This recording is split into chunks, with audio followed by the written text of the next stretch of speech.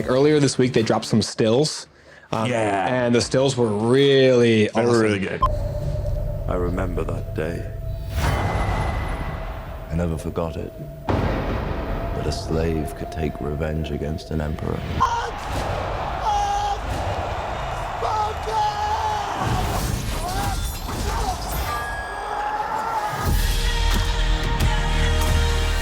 It seems like this is more of the original goal of this character. Like Denzel asks him, whose head could I bring you that would satisfy your rage? And he says, the entire Roman army. Like, It's there for vengeance and for blood.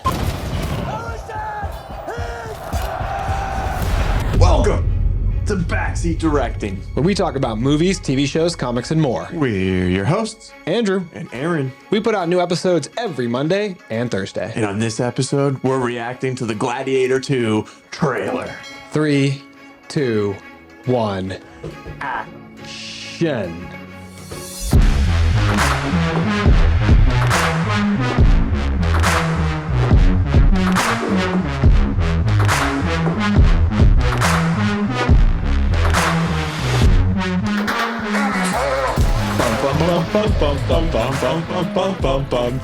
Dude, my brain like short circuited there. I don't know what happened.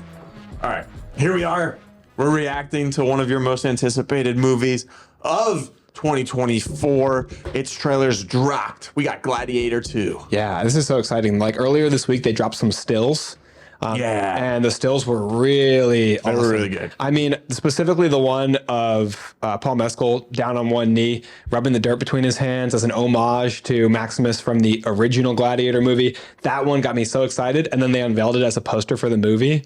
Yeah. And I love that still. I love that poster. It's so cool. Such an iconic part of Maximus Decimus Meridius. And it makes me feel like they're paying tribute to this great movie that I love. All right. Should we just get right into it? Let's get right into it. Before you click play, though, I am going to say that you guys should go ahead and like and subscribe on this video. Make sure you don't miss any of our awesome upcoming content by hitting that notification bell, because we're putting out extra episodes nowadays during the week. There we go. All right. And why isn't this changing over? Opening with Denzel, the man, the myth, the legend. And here we go.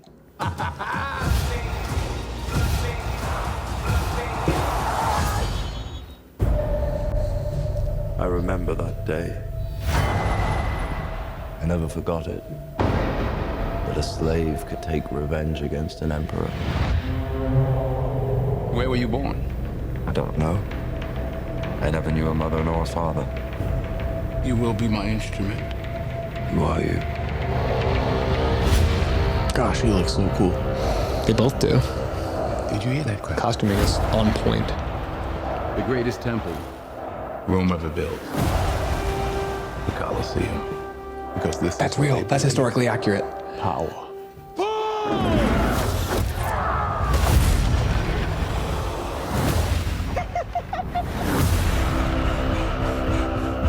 General Acacius, there are victories yet still to come. Rome has so many subjects. She must feed them. They can eat war.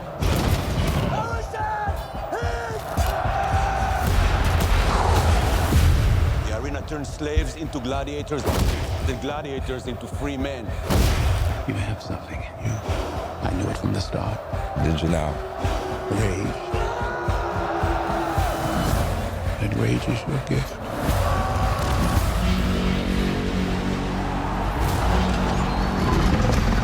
This is about survival! Survive! Okay.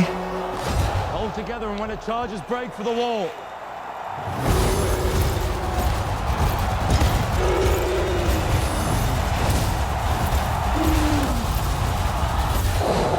Whose head could I give you that would satisfy this fury? The entire Roman armies. Too much? The entire Roman army. Rome must fall. Is this like the second trailer? 3 minutes and 10 seconds. Hands on the mausoleum floor. Blood stains the Colosseum doors. This ring belonged to Maximus. Now I give it to you. What is the dream of Rome? Blood stains. Her people are not free. Get the hell was owned. Now I will control an empire. I will not waste another generation of young men for their vanity. Strength among us. This our own treason heroes. Tears on the mausoleum floor. Blood stains the Coliseum doors. Denzel with the sword too.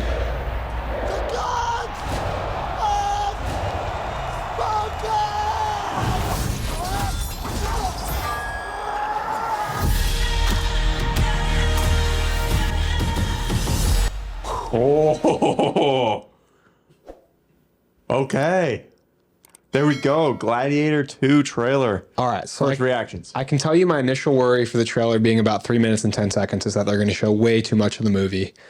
I think it actually looks like it did a decent job of cutting these little snippets that I feel like didn't divulge an insane amount from the movie.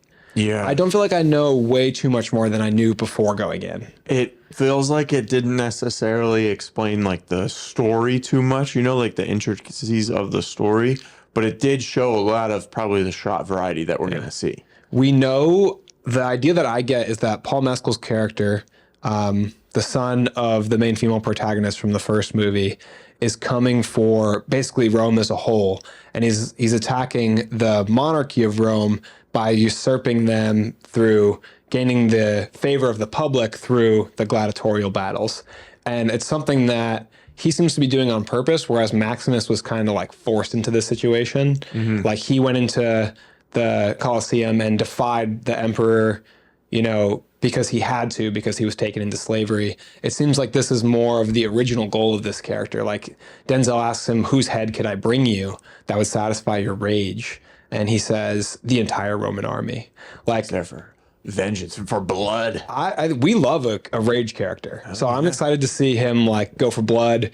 And he also has that leadership quality of Maximus in some degree, because we can see him ordering around the other gladiators when they bring out the rhinoceros. Get to the edges. The historical accuracy of them, the new elements they're adding to the movie, like the water battles in the Colosseum, they're a real thing. They had insanely impressive aqueducts in ancient Rome that could travel water for great distances, and they would actually fill up the Colosseum for these shows and display or reenact famous battles that occurred in the water. It's insane that in this time period that they were able to accomplish that. But it looks fantastic in this movie. I mean, it looks beautiful. The special effects look great when it comes to the water and the ships. The animals they're bringing in, the rhinoceros look great. That's true. They brought animals from all over the world, lions and rhinos from Africa and other countries to come over and fight in the Colosseum. And also, not only were gladiators made up of, you know, disgraced prisoners and slaves, but also it was considered an honor to be a gladiator in some sense. So they would have great Roman generals fight in the Colosseum as well. I think that's what we're seeing with Pedro Pascal's character. He seems like some kind of revered, respected Roman general that is stepping in to put on a show for the people because he's so talented. Like they show him fighting what looked like about 5 gladiators by himself. So that's going to be an impressive show, I think. What can't Pedro Pascal do? In my eyes, there's nothing he can't do. Yeah. I feel like he can play any role, even if he doesn't maybe fit the mold. Somehow it comes out and you actually see it and you're like, I see no one else doing that. No one else could have done. I don't get it. It's crazy. I feel like I would have, knowing now, like, so much about seeing him in so many different movies, I'd be shocked to see him cast as like a cowboy. But then when you watch Kingsman 2, you're like, he's sold. He's perfect. Yeah, I don't know what you're talking about. Yeah, amazing. But he looks great. Denzel looks amazing. And I think more than anything, Paul Mescal really shines in this trailer. Yeah. The physique looks awesome. Fantastic. He looks super badass. The rage, the blood, the grit. I'm so hyped. How do you think this is going to hold up to the first one? Think it's going to be a well-done sequel? I think so, and I think largely because of the fact that Ridley Scott's still directing. That helps a lot, I feel like. I'm not in the camp of like the biggest fan of Ridley Scott's work, which is, I know it's blasphemous to movie fans and sci-fi fans everywhere. But I do love Gladiator, and I don't think Ridley Scott would have signed on to make a sequel to Gladiator if he didn't feel like he had something valuable to add to the story. Right.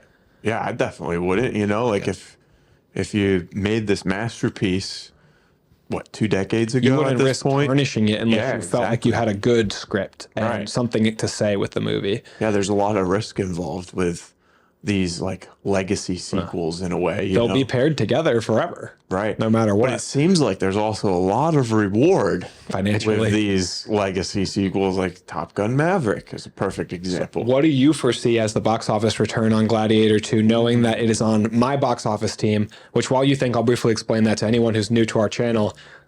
If you're just tuning in, every year Arron and myself do a box office draft where we each pick 5 movies, and then we take the total like global revenue of those movies and add them together to form a total amount of money for our team of 5. Whoever makes more money wins. So Gladiator 2 is on my box office team of 5 movies, which also has Dune Part 2 and Despicable Me 4, Deadpool and Wolverine. It's pretty stacked. Yeah. So the first Gladiator looks like that had a budget of $103 million, and it brought in $465.4 million back in 2000. That's so impressive when you look at the opening weekend being 34 million. There must have been so much positive word of mouth for how great the movie was for it to then have a box office run to 450 million. And let's see if the budget is out for this movie. No budget for Gladiator 2 yet? I don't see one on here. They got to wait till they see the box office return before they tell us what made up number they use for the budget. Gladiator 2, let's just see what Google says. Gladiator 2 budget. Yeah, nothing. Well, click on that link up there. How much did Gladiator 2 cost and see if there's... That's insane. That's so much money. Is that right? It says... started with a budget of 165 million, but now could be nearer to 310 million according to Trainline. I don't know what Trainline's source for this is. Yeah, that'd be insane. That's one of the most expensive movies ever. Yeah, it's up there with that new F1 Brad Pitt movie. So... And Disney Indiana Jones. Based on that trailer, I mean, it looks like a good movie. And the thing with legacy sequels like this is that you have the fan base that is attached to it from 24 years ago, and then you have a new fan base, that is going back to watch the original and who is seeing this trailer now and is getting into it. So it captures a wide audience. So I think it could easily bring in 4 to 5, just like the first one. I hope so for my team. Yeah. It's also got incredibly amazing cast. That brings people I think they would hope for more than that if this is actually the budget. Maybe closer to 6 is what they would probably need to break even if the 300 million is actually the budget. So we'll see. It comes out November 22nd. I don't know how that is for typical box office, like grand slams, Yeah, it's not like a middle of summer release or anything. That's like it's also right around the holidays, and that's when people are spending the most amount of money on like vacation and trips and also presents. But also movies traditionally do really well that release on Christmas Day. So, and they've just spent a ton of money presumably. Right. So you never know. It's not. What do you think it's going to bring in? I'm expecting 400 to 600 million. Yeah, same ballpark. I think in the same ballpark as you. I have a little bit higher of a hope for the top end.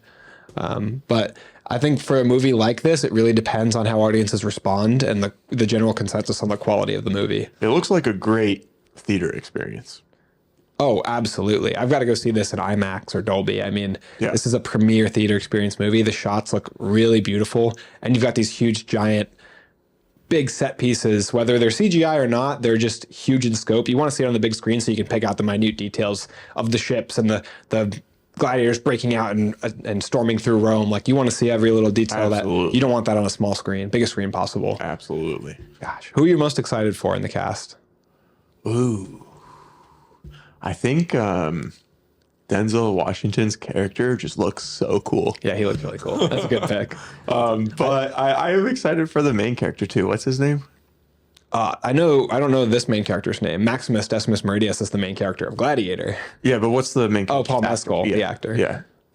His character looks pretty cool. Is it on here? This is like the... Yeah. I want to see the cat. I'll pull up the second one here. So the other question I wanted to ask you what was I going to say? I don't even remember what I was going to ask you. Oh, that was it, because I see Joseph Quinn on there. So they're playing twin emperors, by the way. If anyone didn't notice that from the film, Joseph Quinn is one of the emperors, and the other brother is one. It's one of the actors from the horror movie trilogy that they did on Netflix. I'm trying to find him on here too. It should also say Emperor under his character name, but they're both like Emperor. Yeah, Fred Hettinger was Emperor Karasawa. I don't know how I'm pronouncing any of that, but him and Joseph Quinn are both like albino or something. I don't know if they're albino, but they're extremely pale. Right. I don't know why that is. I don't know if there's a story element behind that. I'm not familiar with who these characters, a lot of details about. So the Paul Mescal character is named Lucius. Thank you for looking that up. Yep. Lucius is the son of Lucilla, played by Connie Nielsen from the first movie. And he's extremely influenced by Maximus as a young child in the story of the first movie. Yeah. But I don't know. I want to know more about Joseph Quinn's character, because even with the set photos, I thought maybe it was just in the photos. But now seeing the trailer, I think he is extremely pale. Like the two of them haven't seen the sun. Maybe that's like an element of them being super rich emperors. Like they don't leave the castle for worry of, or they don't leave the confines. Isn't he going to be in Fantastic Four? Yeah, he's supposed to be. So we got two. Yeah, we've got Reed Richards and Johnny Storm. Yeah, in this movie. That's what's up. You get to see their chemistry on screen together. It looks like Pedro Pascal is probably going to be somebody who like has more honor. You know, a Roman general similar to Maximus who has honor, and he's like telling them they have to feed the people, and they're like, we're going to feed them entertainment. So I feel like he'll maybe pay a little bit of ironically homage to Maximus, whereas Lucius, Paul Mescal's character, is the protagonist villain for Maximus. But it seems like these emperors are going to pit Marcus Acadius, which is Pedro Pascal's character, against Paul Mescal's Lucius. Mm-hmm. That's what I'm getting from the story. It's very quick cut clips in the trailer, so it's hard to get too much information from me. Especially, nice. I don't want to see another trailer. Well, especially on a first viewing. Yeah, I don't need to. I might not. They showed me everything I need. It's enough to be excited. I already knew I was going to watch it. I really violently did not want to watch this trailer. I know. You were telling me that you were going to watch it with your eyes closed. I don't want to have the movie spoiled, and people have been telling me that it shows a lot from the movie, and that's a very long trailer. It shows a lot of shots. Yeah. But I think, may have saved some of the story beats. I think some of it they showed me I would have expected beforehand, such as Paul Mescal fighting Pedro Pascal. Right. I mean, I kind of feel like that was given, these two big stars that are the action leads of the movie. I figured they would have fought. So I don't feel like that gave away too much. It didn't show a long sequence of the fight, just a couple of parries and blows. Yeah, definitely. What did you guys think of this trailer? Let us know down in the comments below. And if you'd like to continue the conversation even further, you can check out our Discord, which is linked in the description of this video. We are growing pretty fast here, Andrew. So the Discord price has increased to the whopping price of free. But you can get that 50% off, don't worry. Yeah, with the link.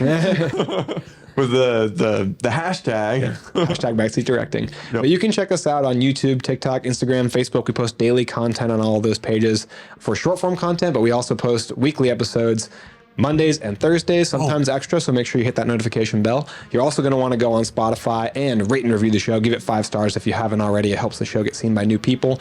And make sure to share us with your friends and family. That is the #1 best way to help the show grow organically. Get us out to new ears and eyes so that we can build our audience of movie lovers. But make sure that you always remember, my name is Maximus Decimus Meridius, father to a murdered son, husband to a murdered wife, and I will have my vengeance in this life or the next. And that's a wrap.